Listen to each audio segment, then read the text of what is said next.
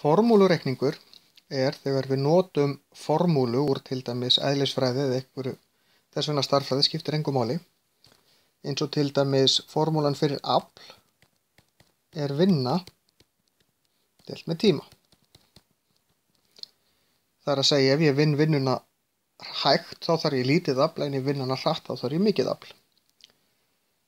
Ef að ég veit einhverja tvær stærðir í þessari jöfnu þá get ég alltaf umskrifað hana þannig að ég finni þá þriðju.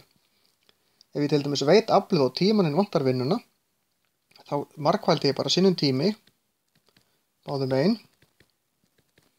Skiptir engu máli hvort þetta eru orðið eða bókstafir. Þetta styttist út og þá er eftir afl sinnum tími er ég oft að vinna. Þannig að það standa tölur á bakvið þetta þá get ég umskrifað þetta þannig ég geti fundið hvaða stærð í þessu sem er. Og þá þarf ég raun bara að passa að fylgja reglum algebrunar til þess að gera þetta rétt.